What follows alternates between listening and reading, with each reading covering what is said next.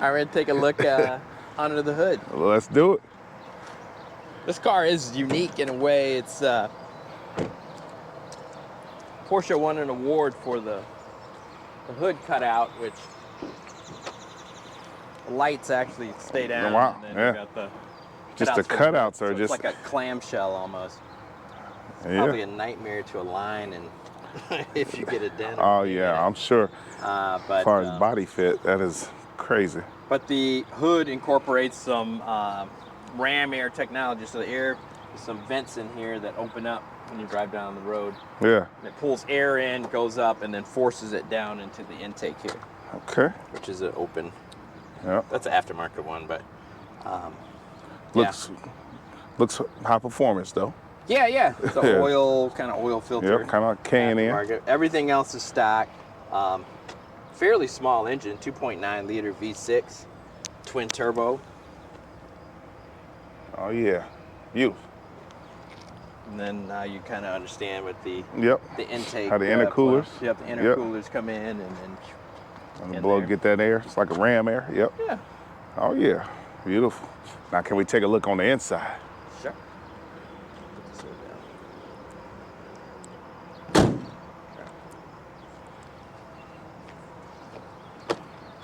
So on the inside, it's a little dusty. It does get used, despite what the mileage says. It is a combination of black leather and race text, which is their version of Alcantara, with deviated python green stitching. Yes. Nice. GTS in the seats. With the python green seat belts. Yes. They stand out too. Those seat belts definitely stand out. And again, with the Porsche theme, everything's an option. So even for this car, there was like 10 different versions of what the steering wheel could be. Yeah. So you could do a full leather, and then carbon fiber, and then this is the button for the heated steering wheel is actually down here. Oh, there's a button. Yeah, it's a little bitty button right there. You push. I heard you push. That turns the heated steering wheel on. Okay. Or you could do, the Alcantara. You could do. There's another leather that you can do on there. So lots of options. Again, everything costs. So, yeah. Let me see the back seat and then the hatch. Then we'll see that dash light up. Yeah. Okay, so the stitching is all the way through. The seat belts are all the way through. Yep. Green. It does have a big panoramic sunroof too. It does, yeah. Wow. Okay. It does come with, if you do put people back here, USB-C charging in the back and heated seats in the back. That's for those in the back. Kind of cool right here. This is the button to pop the hatch right here. It's on the thing. It took me about a week to figure that out. It's like, how do I open this down? Open the hatch. Nice. Nothing special back here. Because of the rake of the body, I mean, you can still get a couple suitcases in here, but you're not going to put a dining room table. Yeah, no, that's still quite a bit of space, though. Yeah, and then underneath here, the bows, of course, the fly rod. The bows, that's the sub? What is that? Yeah, it's the sub for the bows right there. Okay. And this is kind of... That's a compressed kind of spare tire. Yep. So... just quick air it up. Yeah, and there's a little air compressor on the side here that you can... It's a little box. Right. That comes out, and you can pump that up, so... Nice. But at least it has a spare. Most of the new cars don't. That's fact. Because you can order cars now without spare tires. There's not lots of cars without spare tires. Okay. Nice. What would you like to see? Now I would like to just see the dash. Let's take a look. All right. Why don't you come around to my passenger side? All right. You locked out?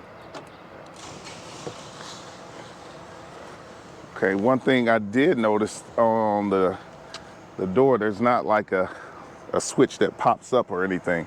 No, there's no knob to indicate whether or not the door is locked or whatever. Correct. Okay. So all Porsches, because of their race heritage, have the starter on the side. So even though this car is keyless entry, there's a fob over here that I have to turn to start the car. There's no push button. Gotcha.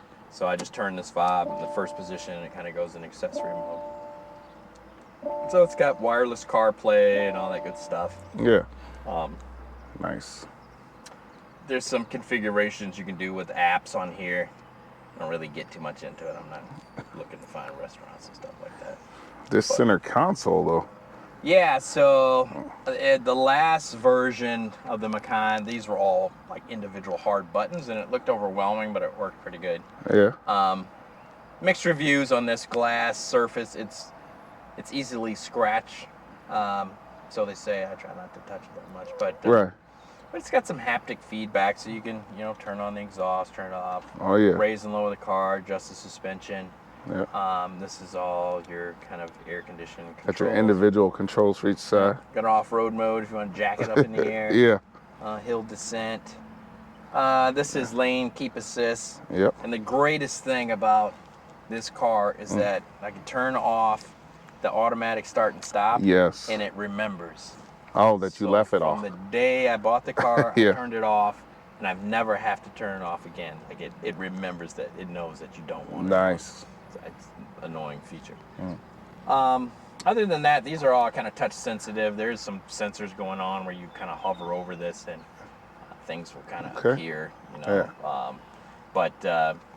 Yeah, pretty straightforward. Porsche's not known for their technology, so I still have a set of analog gauges here, which I appreciate. Yeah. It does have a little window here that you can kind of adjust the what's going on there. It's a digital, but these other two are straight analog, just like you'd see in a car from the 80s. Yeah. But that's nice, it's kind of driver centric.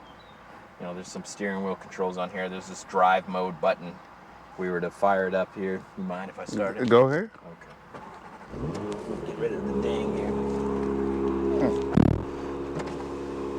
There's some drive modes on here that I can turn. This is awesome. So right now I'm in normal mode, and if I turn this knob, you'll see it'll go to sport. Turn it again, it'll go to sport plus. And so what it's doing is it's adjusting the suspension or turning off the exhaust, putting it in a sporter mode. There's nothing special about that, but what's unique about this car is I can have it in normal mode, and you push this button here, and what it'll do is it'll set it in sport mode for 20 seconds. It'll give you a little countdown. Yeah. So if you were gonna pass somebody and you don't want to, maybe your wife's sleeping or something, and you wanted to just hurry up, and instead of turning this knob, if I just tap this button, it'll put me in sport mode for 20 seconds, and then it'll go right back to normal mode after that. So It's like you get a boost mode. Right, the exhaust will cut off and it'll go right back to where you started. So kind of cool, neat feature. Might be a little gimmicky, but I like it. yeah, there's paddle shifters on here. They're mounted to the steering wheel. It's kind of small, but really don't drive with paddles that often. So Okay. Cool. All right, well, let me get out here and get some more footage and give me one little more rev, so the people can hear that one last little rev outside.